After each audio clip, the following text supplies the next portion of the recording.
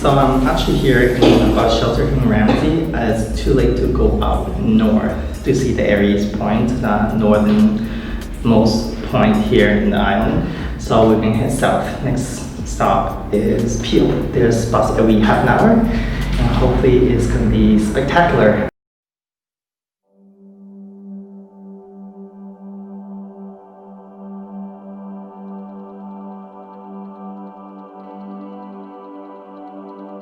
If the timing works for you, I strongly recommend you visit the most northern point of Isle of Man, the Point of Ayres. It's only 10 kilometers from RAMSEY, but there's no direct bus service. You have to hike 4.5 kilometers from the little parish of Bry. This is the closest point on the island to the British mainland, being only 16 miles or 26 kilometers south of Barrow Head in Scotland. Its tidal range provides excellent fishing from the beach. However, the site is most famous for its iconic landmark, the Point of Ayre lighthouse, first lit in 1818, making it the oldest operational lighthouse on the island. While retaining its first order Fresnel lens from 1890 with a nominal range of 19 nautical miles, in August 2005, the fog signal at the lighthouse was decommissioning owing to the assumed reliance on availability of GPS and modern shipping guidance system.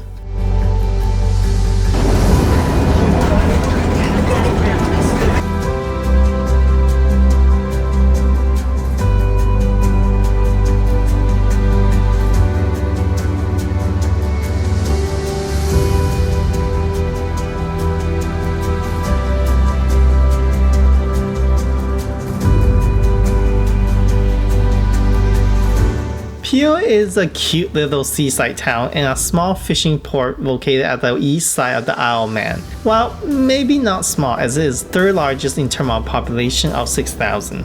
And I promise it could only go up. Having a Chinese restaurant is a strong indicator that they are on their way. So get ready to welcome more guys like me. We are taking over the world.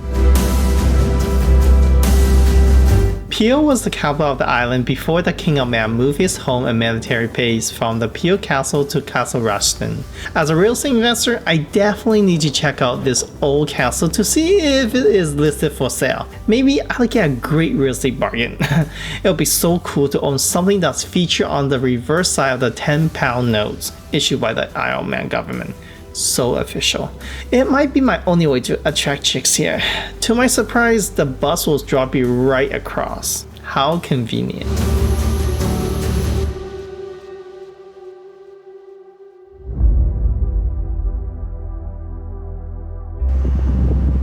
Built on the St. Patrick's Isle and once home to Christian missionaries, Viking warriors, and kings, and overlooking the Peel Marina, the majestic fortress Peel Castle is constructed by Vikings after its arrival in 1098 and conquered the Kingdom of Isles and the North State of Dublin and incorporate Peel into their realm, building the castle to secure its rule in the region. This is one of the two wooden prefabricated forts, one now believed to be in the south of the island and the other one on this very St. Patrick's Isle. The Peel Castle was originally built by the Vikings at the 11th century by the King Magnus Barefoot. Now, what's so interesting about it is it's the first Viking fortification that's built from wood. So everything you see here is a part of the castle, is original. The only thing that's actually remained from our previous Celtic monastery is the tower, which you see in the back. It's one of the landmarks of this magnificent structure. Another thing is this is actually located on St. Patrick's Isle and is connected to the town by a causeway.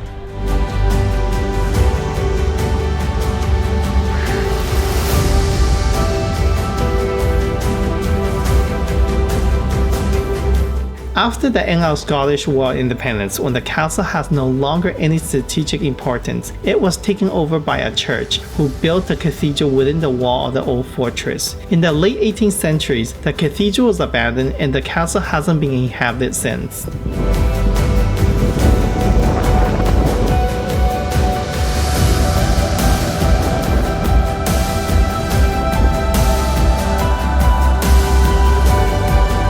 There was a prior Celtic stone monastic building on the island dating from 6th to 8th century, including the highest point of St. Patrick's Isle. The round tower, originally part of it, with a height of 50 feet. The other visible stonework includes the remains of the building belonging to the former 13th century, the Cathedral of St. German.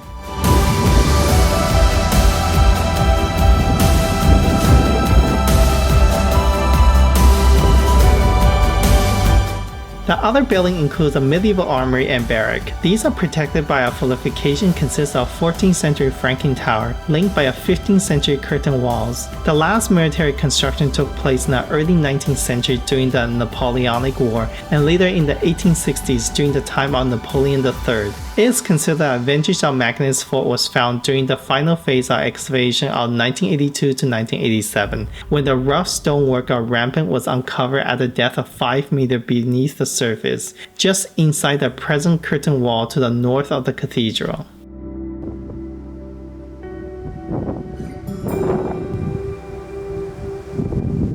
Now, if you need to confess a sin at a present-day church that's still standing, not a problem. The Church of England moved the original Cathedral Church of St. German's into more modern, more comfortable, air-conditioned and heated buildings. It also was renamed the Peel Cathedral, then it was rebranded as the Cathedral of the Isle of Man.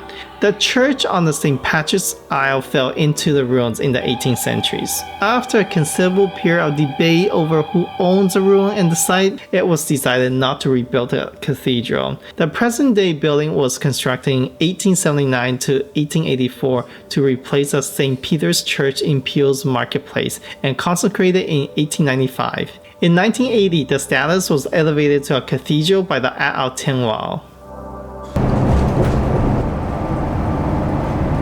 So we are taking this bus to continue on to the Tynwald Hill. It's only like 5 minutes away, that's what the driver said.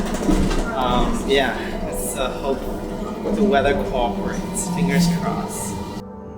Our next stop is a small village of St. John's in the island's Central Valley. The town centers around the Tynwald Hills, one of the island's most distinctive landmarks. This is also a powerful symbol of the Isle of Man's independence as a self-governing crown dependency. The name Tynwald is derived from the Old Norse word meaning the meeting place or the assembly. Tynwald Hill has its name in Viking origin. It means Parliament Field. So what's so interesting about this exact spot is from the time immemorial of National Assembly of Manx people on this island have been coming here to this exact same spot to pass new laws and proclaim them on every single 5th of July every single year. So you can almost say this is the first parliament of Isle of Man on this exact site. The Tynwald Hill, which measures 12 feet high, is thought to be made from piled stone bonded together with soils from all of the island's 17 ancient parishes. The small site was used for public assembly, which dates back to the 10th century. It is known as Midsummer Court. It is attended by the member of 2 branches of Tynwald, the House of Keys and the Legislative Council. The Lieutenant Governor, the representative of the Lord of Man, presides over the assembly except for the occasion when the Lord of Man or another member of the British royal family is present.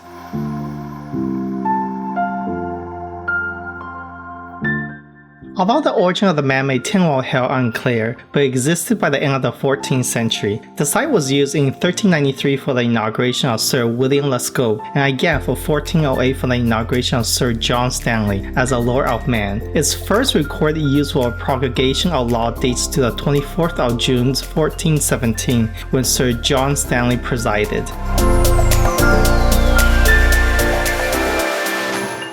Today, the island's permanent assembly is held in Douglas. However, during the Tynwald Day each year, the site plays a host of open-air meeting of the island's parliament. It is believed that the traditional open-air ceremony, which takes place on July 5th, the date of the pagan fest of Midsummer, was established by Norse Viking settlers over 1,000 years ago.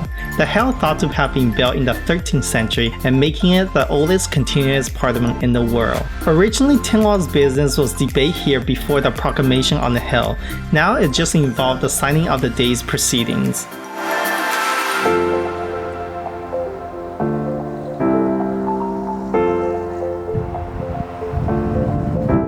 Facing the hill occupied a church that plays a unique role in the relationship between the church and the state. The first documented evidence for a chapel was in 1557, and in the late 17th century the church was in ruins, and Bishop Wilson initiated the rebuilding of the chapel. Until the 19th century, the main function of the chapel was as a courthouse. The third Duke of Athol sold the sovereignty of the Isle of Man to the British government, although he retained the manorial rights and the patronage of the bishopric. Following a dispute between Athol and the British government about the ownership of the chapel, it was locked up and fell into disrepair. By 1782, it was in ruins with no roof, windows, or doors. The dispute was finally settled and the chapel was rebuilt, but by the 1840s it was once again in poor condition.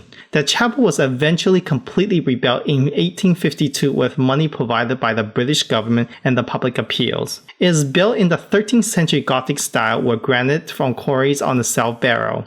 In 1949, the chapel became the parish church for the newly created parish of St. John.